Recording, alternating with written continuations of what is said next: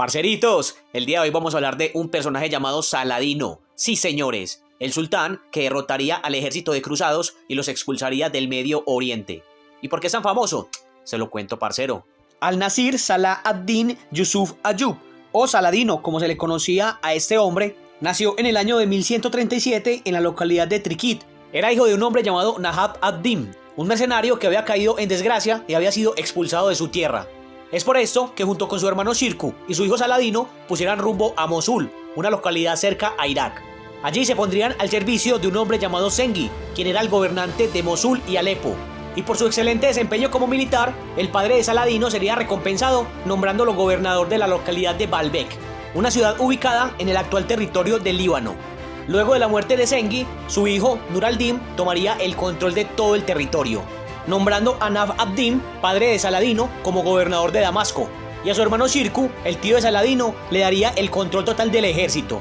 Nur al-Din hacía esto gracias a la lealtad que había mostrado hacia su padre, pero sin saberlo estaba ayudando a formar la futura dinastía Ayubi, a la cual daría inicio el propio Saladino. Póngale cuidado, la educación musulmana era muy estricta, y Saladino sería educado en las creencias del Corán y la teología.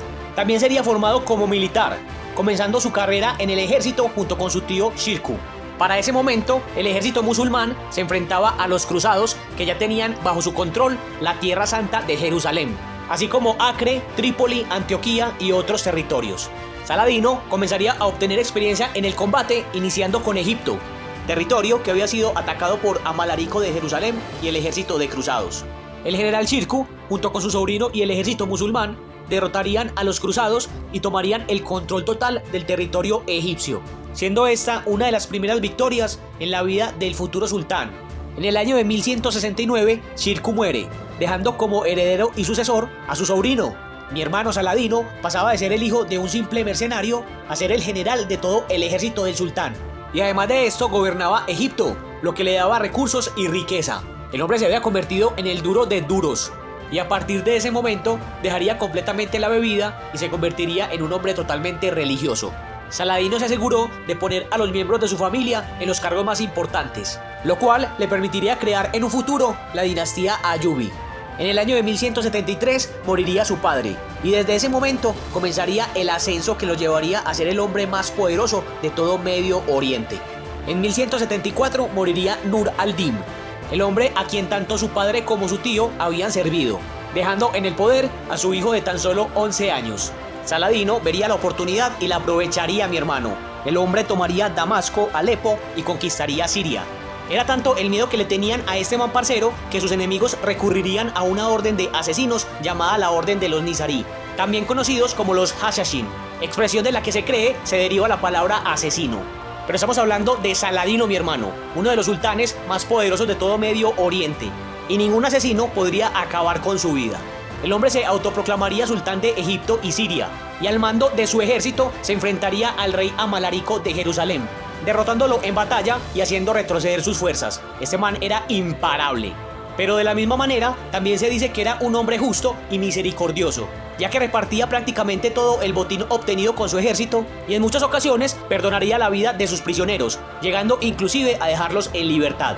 Es por eso que se ganó el respeto tanto de los musulmanes como de los cristianos. Este man era un duro. Sin embargo, no todas sus batallas terminarían en victoria, porque se enfrentaría a quien sería su mayor enemigo, el rey Balduino IV. Cansado de los ataques de los cruzados en tierras musulmanas, Saladino levantaría un ejército de 24.000 hombres para tomar Jerusalén, y en el año de 1177 se llevaría su derrota más humillante. Póngale cuidado. Balduino IV, conocido como el Rey Leproso, únicamente contaba con 4.000 hombres para defender la ciudad, con una desventaja de 6-1. Y en el enfrentamiento, conocido como la batalla de Mont Gisart, el Rey Leproso y sus 4.000 soldados aplastarían a Saladino y sus 24.000 hombres. Hágame el berraco favor. Estos locos se enfrentarían en un par de ocasiones más, pero llegarían a un acuerdo de paz, lo que le daría un respiro al sultán y le permitiría seguir conquistando más territorio. De esa manera, tomaría el control de Mesopotamia y construiría 30 barcos de guerra con los que tomaría el control del Mar Rojo. Pero su tregua con los cristianos no duraría demasiado, ya que un noble llamado Reinald de Chatillon incumpliría el tratado atacando las caravanas musulmanas. Para ese momento, Balduino había muerto de lepra y Saladino se había quedado sin su mayor rival. Un hombre llamado Guido de Lusignan, quien era el cuñado del rey leproso, estaba al mando del ejército cristiano. Pero mi hermanito, ese man no tenía ni la determinación ni la experiencia suficiente para poder enfrentar a Saladino. Y en el año de 1187 se daría la batalla final entre cristianos y musulmanes, en la que sería conocida como la batalla de los Cuernos de Jatín. 18.000 soldados cristianos se enfrentarían a 40.000 musulmanes, una locura total.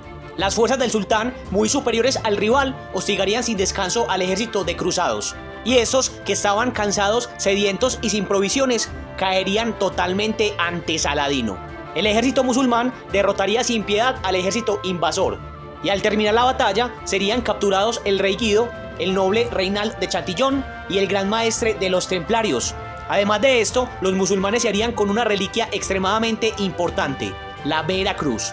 Habiendo acabado con todos sus enemigos, Saladino tomaría Jerusalén, Acre y Galilea, convirtiéndose así en el mayor símbolo musulmán de todo Medio Oriente. El hombre mostraría nuevamente misericordia con los habitantes de Jerusalén, a quienes les perdonó la vida y les permitió huir. Mientras tanto, en Europa llegaban las malas noticias de la derrota cristiana, y el Papa Gregorio VIII convocaría a la Tercera Cruzada, la cual sería respondida por los reyes más poderosos de toda Europa. A esa cruzada se uniría Federico Barbarroja del Sacro Imperio Romano, Felipe II de Francia y el gran Ricardo Corazón de León. Mi hermanito, pero esta cruzada fue un fracaso total, ya que Federico Barbarroja, uno de los reyes más poderosos de la cruzada, se ahogaría cruzando un río antes de llegar a Jerusalén, lo cual hizo que todo su ejército se disolviera. Felipe II de Francia abandonaría la cruzada, y el único que llegaría a Tierra Santa sería Ricardo Corazón de León por parte de Inglaterra. Ricardo lucharía contra las fuerzas musulmanas y lograría conquistar algunos territorios, pero no podría cumplir el objetivo de la cruzada, recuperar Jerusalén. Debido a la inestabilidad de Inglaterra, Ricardo tuvo que volver a su reino, y Saladino continuaría como amo y señor de todo Medio Oriente. En el año de 1193, Saladino moriría de tifus en Damasco, y a pesar de ser enemigo de los reinos europeos, fue aclamado como un líder justo y benévolo tanto por escritores cristianos como musulmanes. Su hijo, Al-Afdal, tomaría su lugar como sultán, lo que daría comienzo a la dinastía Ayubi. Parceritos, hasta acá la historia del gran Saladino. Espero les haya gustado, hayan aprendido y que me compartan de quién más quisieran saber en una próxima ocasión. También les recuerdo que me pueden seguir en mis canales de YouTube, Facebook e Instagram. Me ayudarían demasiado a seguir creando este tipo de contenido. Gracias por estar acá, parceritos. La buena.